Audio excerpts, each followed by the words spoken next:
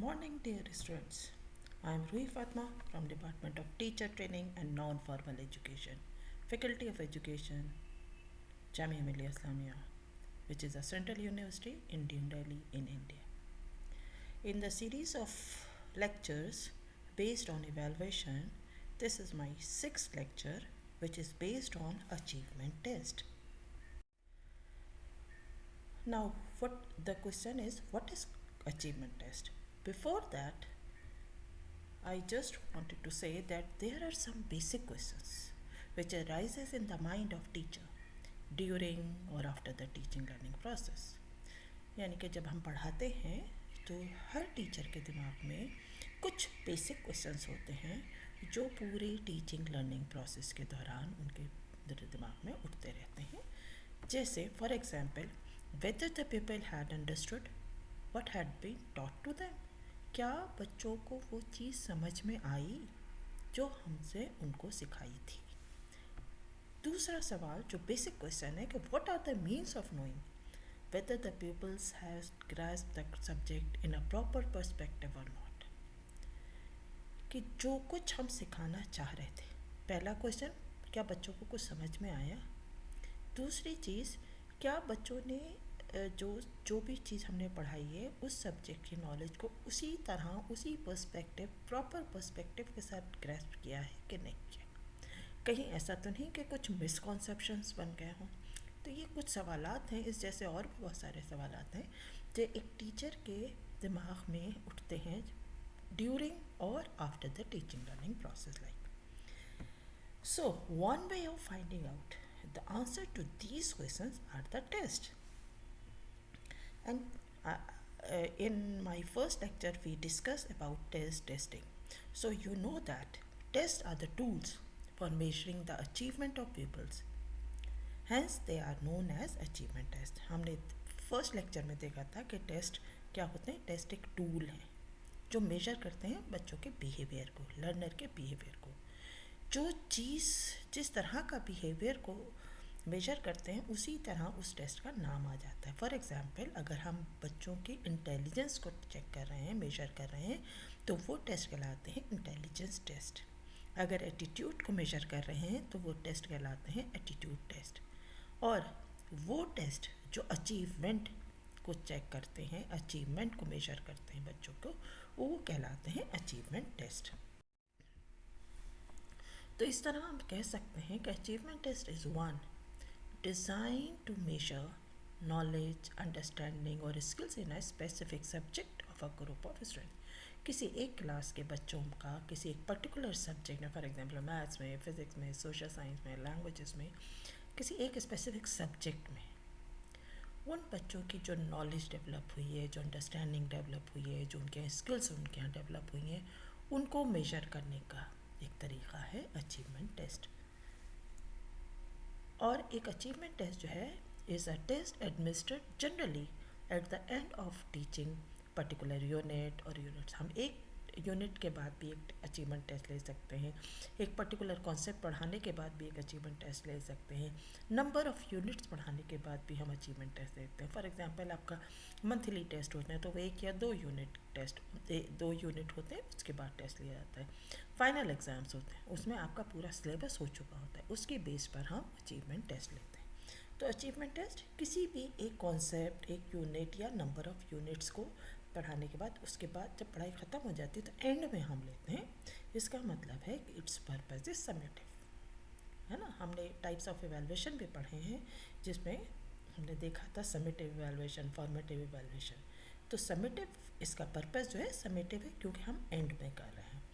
तो hence it provides information about the extent to which the instructional objectives have been achieved at the end of the instructional process. क्योंकि इसका purpose summative है. और आप जानते हैं कि जो टीचिंग होती क्या है, उसमें तीन जो पिलर्स हमने बात की है पहले भी, कि पहला पिलर उसका ऑब्जेक्टिव ही है, दूसरा लर्निंग एक्सपीरियंसेस और तीसरा आपका इवैल्यूएशन. तो जो ऑब्जेक्टिव है, इंस्ट्रक्शनल ऑब्जेक्टिव्स हैं, क्या वो अचीव हुए कि नहीं हुए, ये चीज़ हमको इवैल्यूएशन के ज़रिए, और वो इवैल्यूएशन जो हम अचीवमेंट टेस्ट के ज़रिए कर रहे हैं उसकी हेल्प से हमको पता चलता है. इसकी डिफरेंट डेफिनेशंस हैं, बहुत सारे लोगों ने अलग अलग तरह से डिफ़ाइन किया है। जैसे फॉर एग्जांपल ग्राउंड प्लेन के मुताबिक achievement test is a systematic procedure for determining the amount a student has learned through instructions. और इसी तरह ईबिल ने इसको डिफाइन किया है कि an achievement test is one design to measure students grasp of knowledge और हर और his proficiency in certain skills. तो इस तरह से अलग अलग लोगों ने इसको डिफाइन किया है। अब सवाल ये आता है कि अचीवमेंट टेस्ट के फंक्शंस क्या हैं, what are the functions of achievement test. तो बेसिक फंक्शन जैसा उसकी डेफिनेशन ही बताती है कि नॉलेज को मेजर कर रहा है, तो पहला ही फंक्शन उसका ये है to detect how much and what knowledge the child has received, क्या सीखा और कितना सीखा, दोनों चीज़ें। साथ ही साथ उसका दूसरा एक मेन फंक्शन ये to develop various skills in the child. आप कहेंगे इसमें तो हम मेजर कर रहे हैं कि स्किल्स डेवलप हुई हैं कि नहीं है, तो डेवलप कैसे हो रही हैं? डेवलप ऐसे हो रही हैं कि हम एवेलुएशन उसी चीज़ का करते हैं जो चीज़ हम बच्चे को सिखाते हैं एज ए टीचर। तो अगर हम उसकी डिफरेंट स्किल्स, उसकी नॉलेज, अंडरस्टैंडिंग हम मेजर कर रहे हैं, तो इसका मतलब है हम उसको पहले उसके यहाँ डेवलप करेंगे। तो इनडायरेक्टली वे में हम कह सकते हैं कि अचीवमेंट टेस्ट का एक फंक्शन ये भी है कि वेरियस स्किल्स बच्चे के अंदर डेवलप करना। उसके अलावा to classify the students according to course, बच्चों को कोर्स के साथ कौन से बच्चे मैथ्स में ज़्यादा अच्छे हैं, कौन से फिज़िक्स में ज़्यादा अच्छे हैं, कौन से सोशल साइंस में अच्छे हैं, कौन से लैंग्वेजेस में अच्छे, क्लासीफाई करने में भी मदद करते हैं अचीवमेंट। और तरह तरह के बच्चे होते हैं, एवरेज बच्चे, बिलो एवरेज बच्चे, अबव एवरेज बच्चे, तो उस तरह से क्लासिफिकेशन भी करने में हमारा अचीवमेंट टेस्ट हेल्प करता है। उसके अलावा एक फंक्शन और है टू प्रमोट द चाइल्ड, जो ट्रेडिशनली हम लोग यूज़ करते हैं अचीवमेंट टेस्ट को बच्चे को पास फेल करने के लिए, है ना, कि नेक्स्ट क्लास में बच्चा प्रमोट होगा कि नहीं होगा, वो हम उसके अचीवमेंट की बेसिस पर ही डिसीजन लेते हैं। उसके अलावा हमने इसको कहा ये समेटिव है, हम एंड में लेते हैं, लेकिन आप इसको जब आपका साल शुरू हो रहा है, एकेडमिक ईयर शुरू हो रहा है, आपके पास नई क्लास आ रही है, उस वक्त भी आप एक अचीवमेंट टेस्ट ले सकते हैं जो उसकी प्रीवियस नॉलेज, फॉर एग्जांपल अगर एक बच्चा 9th क्लास में आया है, आप उसको पढ़ाने शुरू करने जा रहे हैं, तो उसी सब्जेक्ट का आप 8th क्लास के ऊपर बेस्ड एक अचीवमेंट टेस्ट ले सकते हैं, ये देखने के लिए कि क्या बच्चे को 8th क्लास की नॉलेज है, वो कॉन्सेप्ट क्लियर हैं जो पर्टिकुलर आप पढ़ाने जा रहे हैं कॉन्सेप्ट, उसके लिए जो कॉन्सेप्ट ज़रूरी हैं, यानी कि प्रीवियस नॉलेज जो ज़रूरी है, जो रिक्वायर्ड नॉलेज ज़रूरी है, जो एंट्री बिहेवियर होना चाहिए, क्या बच्चे के पास है कि नहीं है। तो हम इसको एज ए प्लेसमेंट एवेलुएशन भी यूज़ कर सकते हैं अपनी टीचिंग लर्निंग के प्रोसेस में। और साथ ही साथ एक ट्रेडिशनली हम इसको यूज़ भी करते हैं to help determining the relative position of the students, है ना, किसी पर्टिकुलर एरियाज़ में, पर्टिकुलर सब्जेक्ट में हम रैंक्स देते हैं बच्चों को, first rank, second rank, third rank, यानी कि उनकी रिलेटिव पोजीशंस देखते हैं स्टूडेंट्स की। तो उसमें भी हमारा अचीवमेंट टेस्ट ही मदद करता है। तो एक फंक्शन अचीवमेंट टेस्ट का ये भी हो गया कि रिलेटिव पोजीशन देखना। इसके अलावा एक और फंक्शन है to help the teacher to see for herself effectively she is doing what is getting across to pupils and what is not।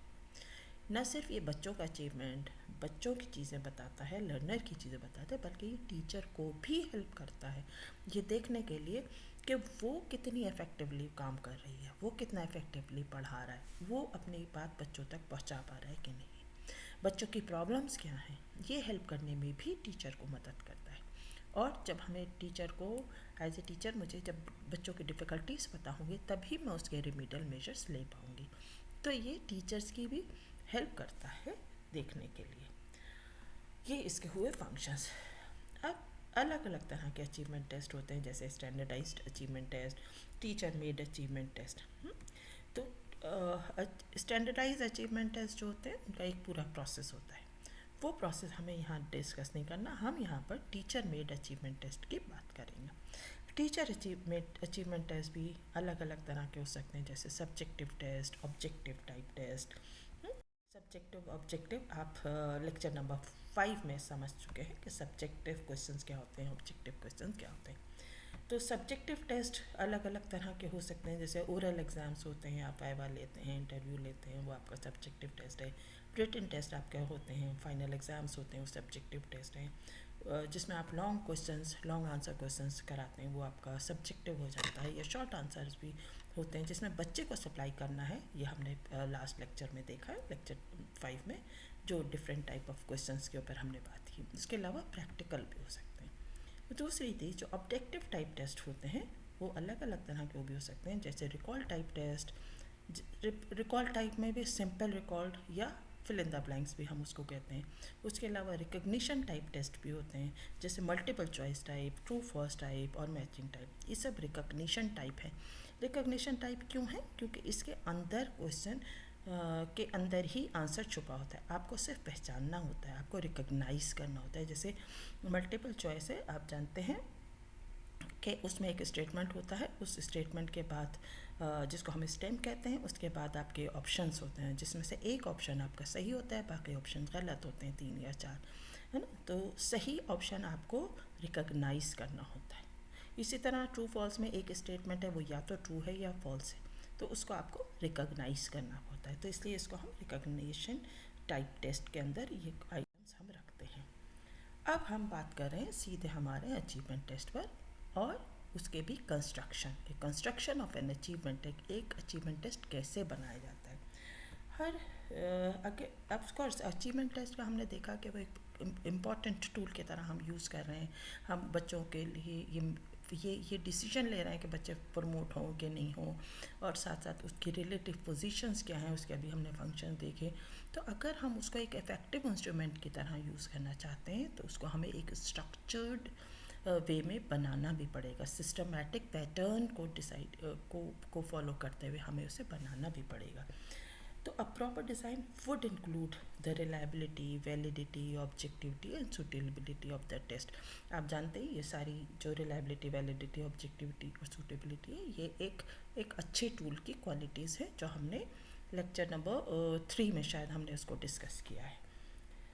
अब हम कंस्ट्रक्शंस पर आते हैं। तो कंस्ट्रक्शन जो हमें कहा है कि हमको एक सिस्टमेटिक पैटर्न यूज़ करना है, तो सिस्टमेटिक पैटर्न यूज़ करने के लिए हमको डिफरेंट स्टेप्स फॉलो करते हैं। अब वो स्टेप्स क्या होते हैं? पहला स्टेप है planning of the test, second preparation of the test, then administration of the test, then scoring of the test and then evaluation of the test. ये 5 स्टेप्स हैं एक अचीवमेंट टेस्ट को बनाने के, उसको एडमिनिस्टर करने के, उसको चेक करने के कि हमारा टेस्ट कैसा था। तो हम इवैल्यूएशन तक जाते हैं। सबसे पहला test planning of the test. कोई भी काम आप करते हैं तो आप उसकी पहले प्लानिंग करते हैं। अब यहाँ तो आप टेस्ट लेने जा रहे हैं तो उसकी प्लानिंग भी बहुत ज़रूरी है।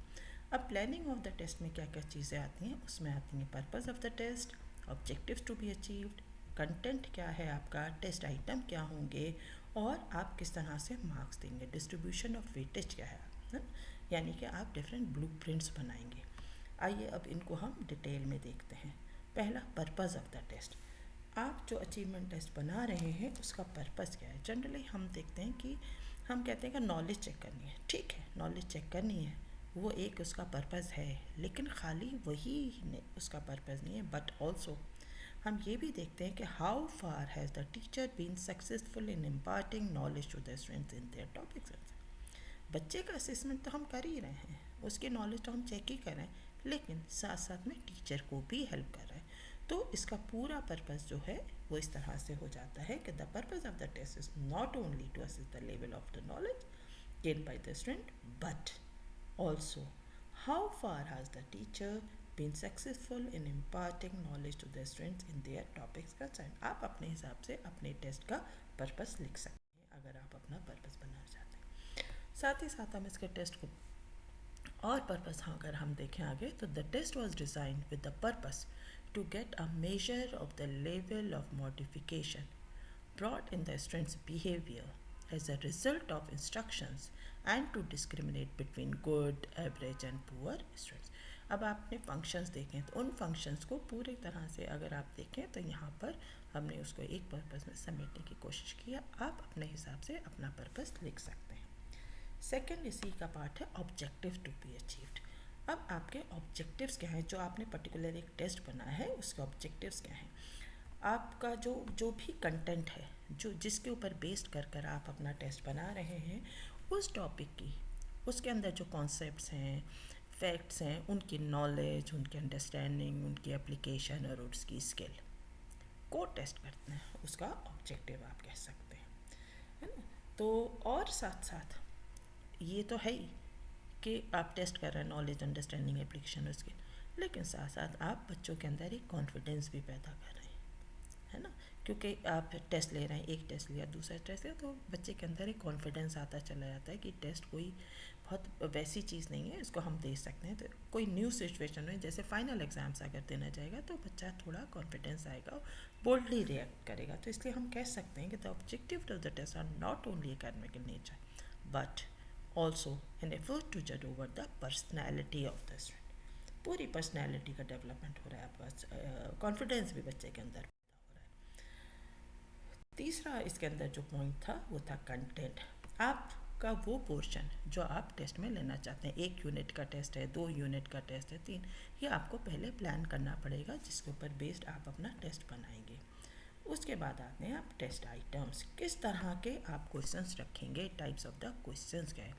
लेक्चर नंबर 5 में हमने टाइप्स ऑफ क्वेश्चंस बहुत डिटेल में डिस्कस किए हैं, तो इसलिए यहाँ पर मैं उसके लिए आगे नहीं जाऊँगी। आप लॉन्ग आंसर रखेंगे, शॉर्ट आंसर रखेंगे, ऑब्जेक्टिव टाइप रखेंगे, कौन से टाइप्स ऑफ क्वेश्चंस रखेंगे। और साथ साथ आपको ये भी डिसीजन, ये भी प्लान करना पड़ेगा पहले ही कि आप नंबर ऑफ क्वेश्चंस आपके कितने रखेंगे टाइप वाइज।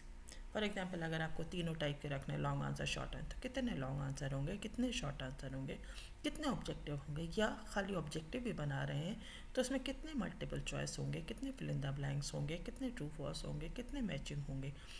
तो नंबर ऑफ कॉन्सेप्ट क्वेश्चंस क्या होंगे टाइप वाइज, ये आपको पहले प्लान करना होता है ना। तो ये जो है the type and total number of items are finalised before starting to prepare the test. आपको टेस्ट बनाना शुरू करने से पहले ये डिसीजन लेने होते हैं कि आप कौन सी टाइप का क्वेश्चन रखेंगे और कितने रखेंगे, तभी उसके बाद ही आप क्वेश्चन बनाएंगे।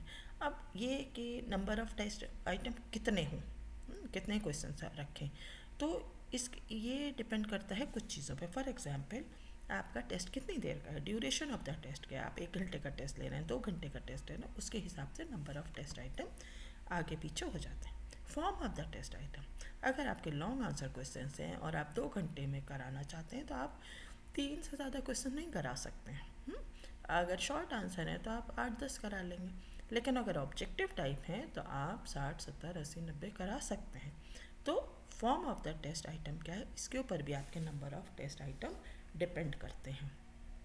साथ ही साथ age and mental level of student क्या है, कौन सी क्लास के बच्चे हैं, उनकी एज क्या है, हाँ, इन सारी चीज़ों पे भी डिपेंड करता है। साथ ही साथ difficulty value of the subject matter, आपका क्वेश्चन जो सब्जेक्ट मैटर है, जो कंटेंट है, वो उसकी डिफ़िकल्टी वैल्यू क्या है ना। और range of the subject matter, कितना सारा है, 1 यूनिट है कि 5 यूनिट है, क्या मैटर है, उसी के हिसाब से आपके क्वेश्चंस, नंबर ऑफ क्वेश्चंस जो है वो डिसाइड होते हैं। तो इन सारे 5 चीज़ों पर आपके number of test item decide होते हैं कि आपको कितने रखने। तो इस तरह से कौन सी टाइप के क्वेश्चंस रखने, कितने रखने, ये आपको प्लान करना होता है पहले। साथ ही साथ जब आप ये नंबर डिसाइड कर रहे हैं तो साथ ही साथ आप ये भी देखेंगे कि वेटेज ऑफ क्वेश्चंस क्या है, कि आप कौन सी टाइप ऑफ क्वेश्चन को कितना वेटेज दे रहे हैं, यानी कि आप कितने मार्क्स के क्वेश्चंस बना रहे हैं, अगर हम सिंपल लैंग्वेज में कहें। ये सारे डिसीजंस जो आप लेते हैं प्लानिंग के अंदर, जो कंटेंट क्या है, ऑब्जेक्टिव्स क्या हैं, फिर टाइप ऑफ क्वेश्चंस क्या हैं, इन सब को हम एक जगह समराइज़ करते हैं ब्लूप्रिंट की शक्ल में, है ना। तो प्लानिंग के अंदर ही हम करते हैं कंस्ट्रक्शन ऑफ ब्लूप्रिंट। ब्लूप्रिंट आप सब जानते हैं ब्लूप्रिंट क्या होता है ब्लूप्रिंट जो होता है वो actual design of the test होता है। किसी टेस्ट का क्या डिज़ाइन होगा वो हमें ब्लूप्रिंट बताता है। उसके अलावा हम कह सकते हैं कि blueprint is made which shows an outline of the objectives and weightage to each objective should be specified। उसके अंदर ब्लूप्रिंट के अंदर सारे आपके ऑब्जेक्टिव्स, हर ऑब्जेक्टिव का आप कितना वेटेज दे रहे हैं ये उसके अंदर क्लियर हो रहा है, और साथ ही साथ ये भी दिखा रहा है कि उसका कंटेंट कितना है और आप हर यूनिट को कितना वेटेज दे रहे हैं, है ना। तो इसमें ब्लूप्रिंट में वेटेज के साथ आपके सारी चीज़ें आ जाती हैं कि आपके ऑब्जेक्टिव्स को कितना वेटेज है, आपके कंटेंट को कितना वेटेज है, आपके टाइप ऑफ क्वेश्चंस को कितना वेटेज है, तो ये सारी चीज़ें हम ब्लूप्रिंट की हेल्प से करते हैं। तो ब्लूप्रिंट 5 तरह के होते हैं जो हम अचीवमेंट टेस्ट के अंदर बनाते हैं। पहला ब्लूप्रिंट है वेटेज टू ऑब्जेक्टिव्स। ब्लूप्रिंट जो हम बनाते हैं वो एक टेबुलर फॉर्म में बनाते हैं। अब इसमें देखिए आप, तो पहला क्योंकि वेटेज टू ऑब्जेक्टिव है तो ऑब्जेक्टिव्स पहले कॉलम में, फिर weightage and than marks.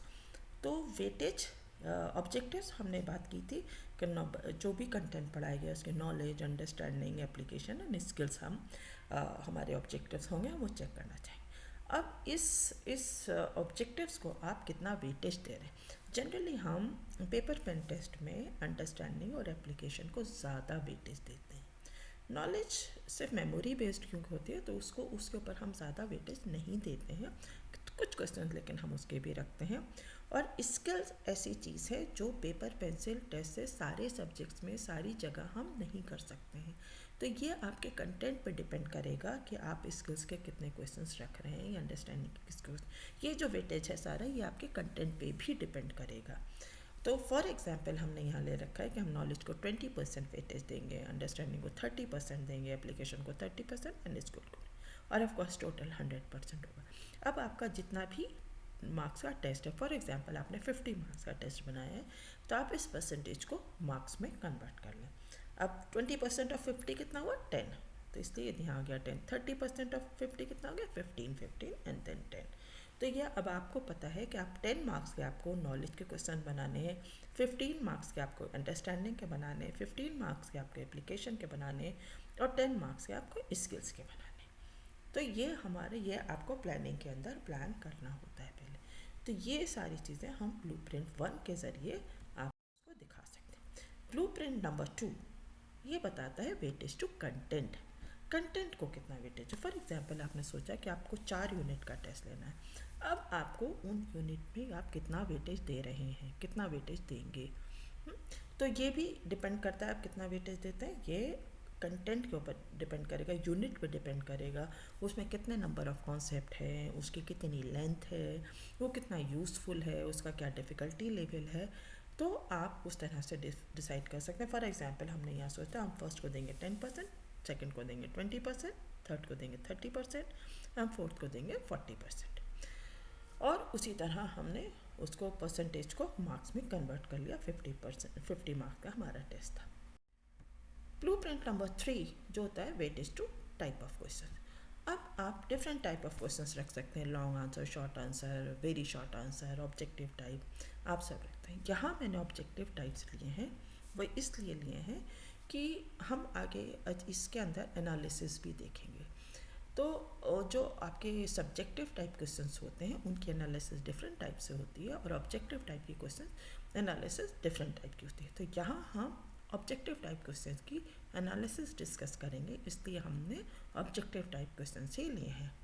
For example, लेकिन आपको वेटेज यहाँ पे भी दिखाना होगा। फॉर एग्जांपल आपने सोचा आप मल्टीपल चॉइस रखेंगे, फिल इन द ब्लैंक्स रखेंगे और मैचिंग टाइप रखेंगे।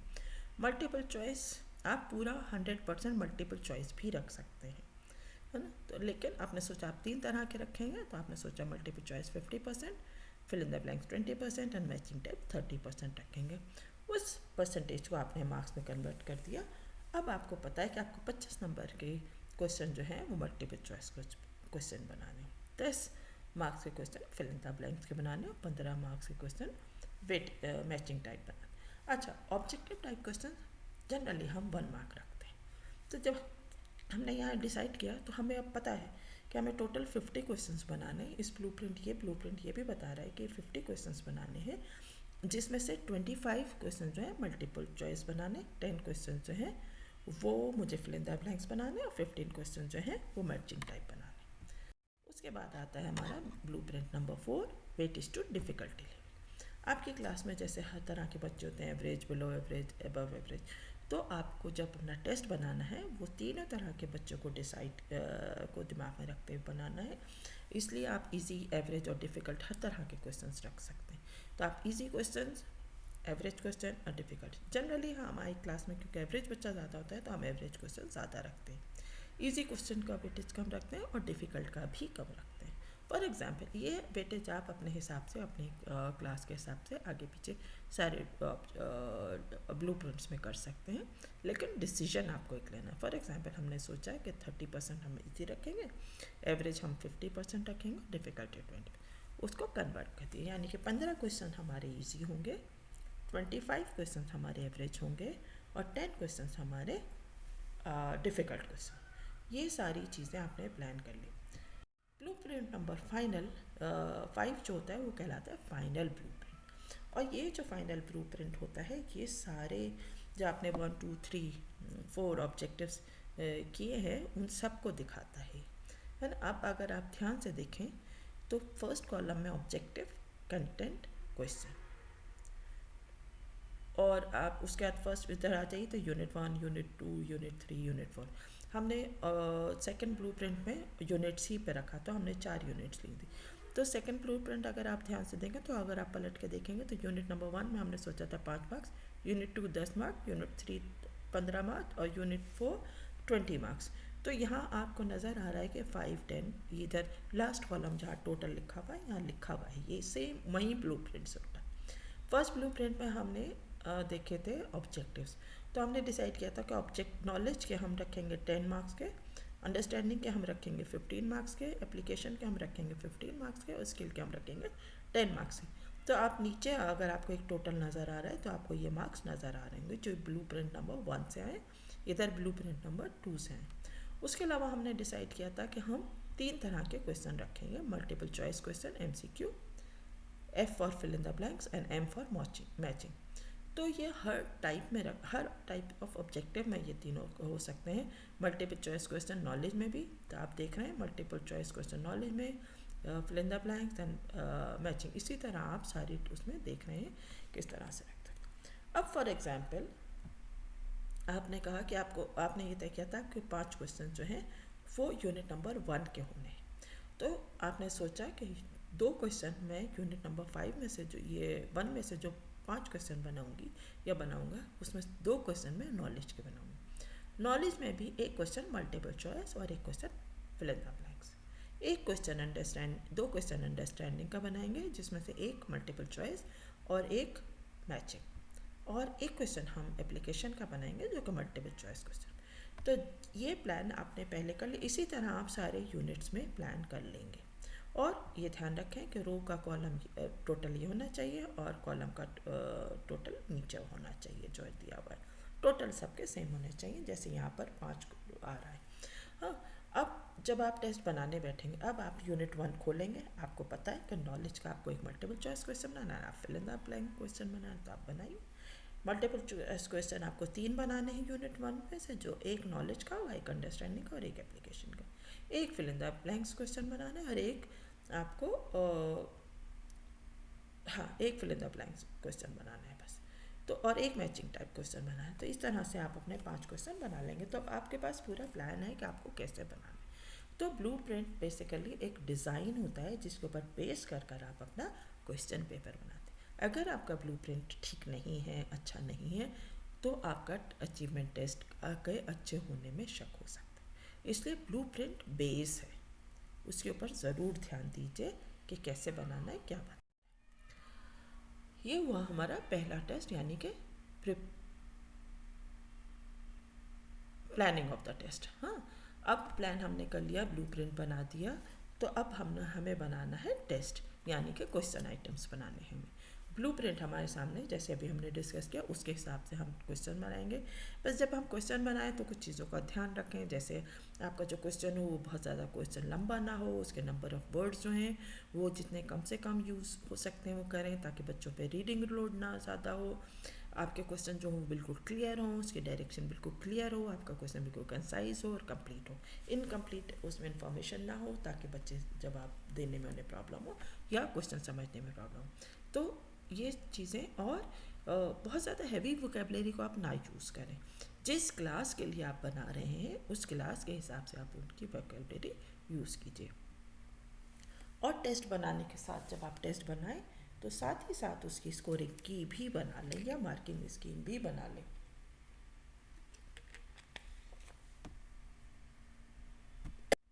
तो जब आपका टेस्ट बन जाए तो उसकी साथ साथ स्कोरिंग की मार्किंग स्कीम भी आप साथ साथ ही बनाएं, ठीक है। उसके बाद ये आपका हो गया प्रिपरेशन। जब आपका टेस्ट बन के तैयार हो गया, उसके बाद क्या करना है, आपको टेस्ट लेना है, यानी कि administration of the test, third step. अब जब आप कोई टेस्ट लेते हैं तो ऑफकोर्स आपको चाहिए कि पहले आप बच्चों को थोड़ा मोटिवेट कर लें, है ना, उन्हें देख लें। अब और एडमिनिस्ट्रेशन में क्या चीज़ें आती हैं। सबसे पहली चीज़ सीटिंग अरेंजमेंट। जिस दिन आप टेस्ट लें, नॉर्मल जो जो ट्रेडिशनल रोज़ जिस तरह से बच्चे बैठते हैं उससे थोड़ा डिफरेंट तरीके से बैठा दीजिए। बच्चों के बीच में डिस्टेंस रख दीजिए ताकि बच्चे इंडिपेंडेंटली अपना काम कर सकें। फिर जब बिठा दिया आपने तो फिर आपको टेस्ट पेपर को डिस्ट्रीब्यूट करना है। तो टेस्ट पेपर को भी आप कोई एक सिस्टमेटिकल तरीके से मैनर से आप उसको डिस्ट्रीब्यूट करें। फॉर एग्जांपल आप हर लाइन में पहले बच्चे को दे दें, बच्चे पीछे तक पहुंचा दें ताकि काम क्विक हो और सब बच्चों को तकरीबन एक साथ टेस्ट पेपर पहुंच जाए। उसके बाद जो इंस्ट्रक्शंस आपके रिटन में भी होनी चाहिए आपके टेस्ट पेपर में, और जो लिखी हुई है वो आप पढ़कर भी बता दें बच्चों को कि कितने क्वेश्चन हैं, क्या करना है उन क्वेश्चन में, कैसे करना है। उसकी जो इंस्ट्रक्शंस होती हैं वो बिल्कुल क्लियरली आप बच्चों को बता दें। उनका नाम कहाँ लिखना है टेस्ट पेपर पर, है ना, और पेपर को पहले ध्यान से पढ़ लें बच्चों को। ये सारी इंस्ट्रक्शंस आप पहले बच्चों को बता दें। पेपर पे भी लिखी होनी चाहिए, लेकिन क्वेश्चन पेपर पे। अब आपने पेपर बांट दिया, उनको इंस्ट्रक्शंस दे दी, अब बच्चों ने अपना टेस्ट शुरू कर दिया। अब बात आती है सुपरविजन को। तो पूरे वक्त आप सुपरविजन थोड़ा स्ट्रिक्टली कीजिए, आप मूव करते रहिए साथ साथ, है ना। तो सारी उसमें और अगर बच्चों को कोई प्रॉब्लम आ रही है, कोई डिफ़िकल्टी आ रही है, क्वेश्चन समझ में नहीं आ रहा, तो आप वो चीज़ उनको बच्चों को समझ जा सकते हैं। लेकिन आपका सुपरविजन स्ट्रिक्टली होना चाहिए और आप ये कोशिश करें कि बच्चे चीटिंग ना करें। आपका सुपरविजन भी हो गया, टेस्ट बच्चों ने दे दिया। अब जब टेस्ट हो गया तो आपको फिर कलेक्शन करना है।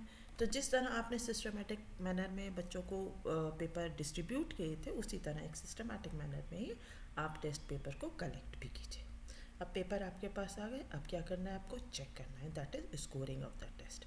स्कोरिंग की या मार्किंग स्कीम आपने जब अपना ब्लू प्रिंट्स बनाए थे, उसके बाद जब आपने क्वेश्चन पेपर बनाया था, तो उसके साथ ही साथ आपसे कहा गया था कि आप स्कोरिंग की मार्किंग स्कीम बना लीजिए।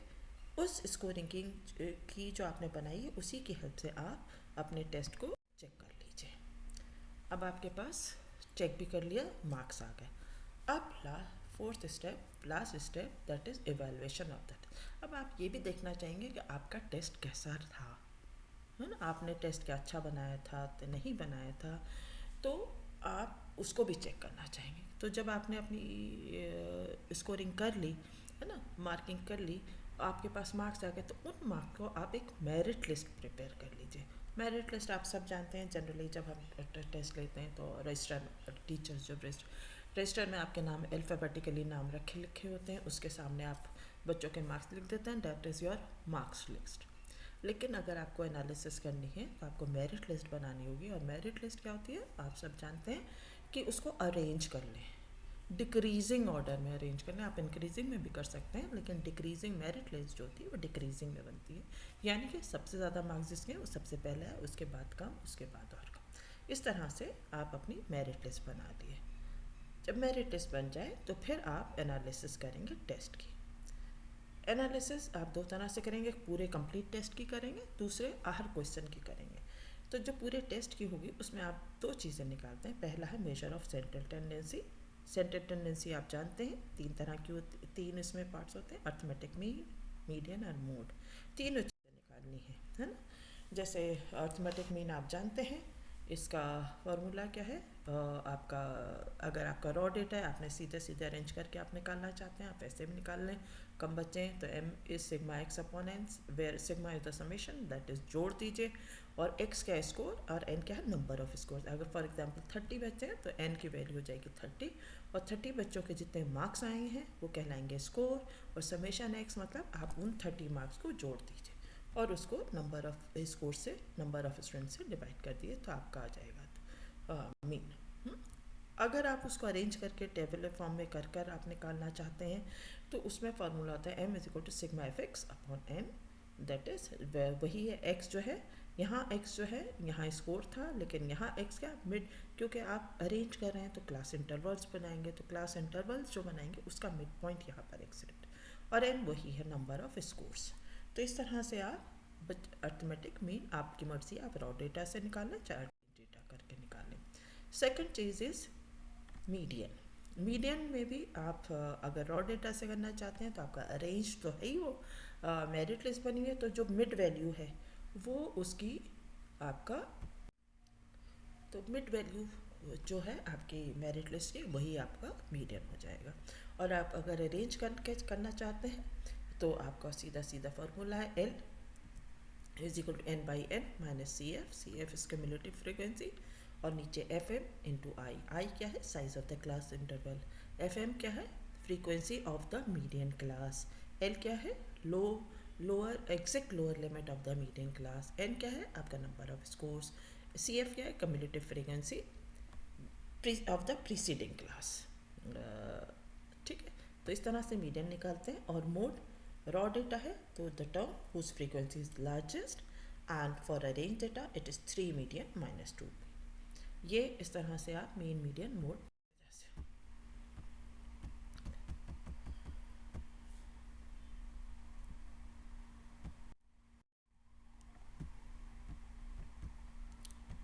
देखिए यहाँ पर है 100, तो वहाँ सॉरी रह गया, लेकिन आपके फॉर्मूले में 100 आएगा।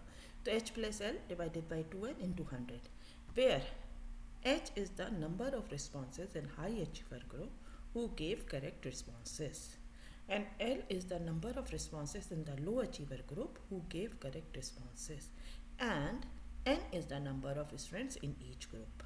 अभी आप कहेंगे हायर ग्रुप क्या है, लोअर ग्रुप क्या है। जब आपने अपनी मेरिट लिस्ट बनाई है उसको, उस मेरिट लिस्ट को आप 3 हिस्सों में बांटेंगे। First 27% is the higher group, last 27% is the lower group, और मिडिल का जो बाकी बचा परसेंटेज वो कहलाता है आपका मिडिल ग्रुप। तो जो आपकी एनालिसिस होती है, आइटम एनालिसिस, वो सिर्फ हायर ग्रुप और लोअर ग्रुप पर होती है। तो उसमें हायर ग्रुप में जितने बच्चों ने सही रिस्पांस दिया है पर्टिकुलर आइटम का, उस वो वैल्यू हो जाती है उस आइटम की H, और लोअर ग्रुप में, लो अचीवर ग्रुप में जितने बच्चों ने सही रिस्पांस दिया है उस आइटम का, वो कहलाती है L, और number of students in each group, her group में कितने बच्चे हैं, दैट इज़ n। तो इस तरह से हम डिफ़िकल्टी वैल्यू निकालते हैं। इसकी एक्सेप्टेड रेंज है 25% माइनस 75%, क्योंकि ये इंटू 100 है तो यहाँ पर परसेंट में आएगा। तो एक्सेप्टेड रेंज है इसकी 25% टू 75%। 25% से कम अगर है तो इसका मतलब है कि आपका आइटम बहुत ज़्यादा डिफ़िकल्ट था, इसलिए उसको हम रिजेक्ट कर देते हैं। अगर 75% से ज़्यादा है तो इसका मतलब है कि आपका जो आइटम था वो बहुत ज़्यादा इजी था, इसलिए उसको भी हम रिजेक्ट कर देते हैं। तो एक पर्टिकुलर रेंज में जो आइटम आपके ना बहुत ज़्यादा इजी होना चाहिए ना बहुत ज़्यादा डिफ़िकल्ट होने चाहिए, रेंज में होना चाहिए, इसलिए 25% टू 75% के बीच में ही हम रखते हैं। दूसरी चीज़ थी इंडेक्स, डिस्क्रिमिनेशन इंडेक्स, जिसका हमने देखा था H minus L divided by.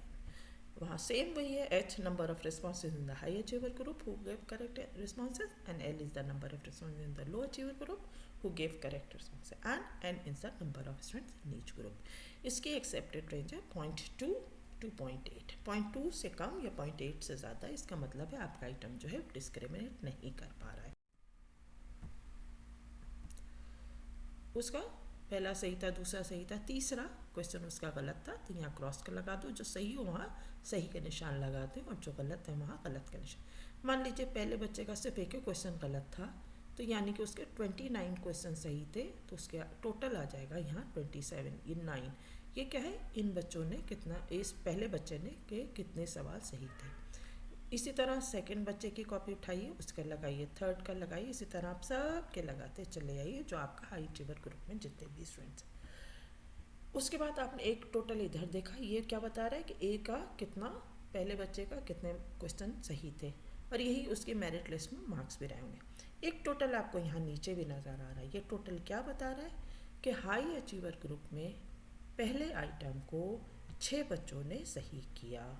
ये जो हमने डिफ़िकल्टी वैल्यू और डिस्क्रिमिनेशन एक्स वैल्यू उसमें H देखा था, वो ये है। H क्या है, नंबर 1 का 6, नंबर 2 का H क्या है 7, नंबर 3 का H क्या है 8, नंबर 4 का H क्या है 8, नंबर 30 का एच क्या है 7। तो ये एच की वैल्यूज़ आती हैं।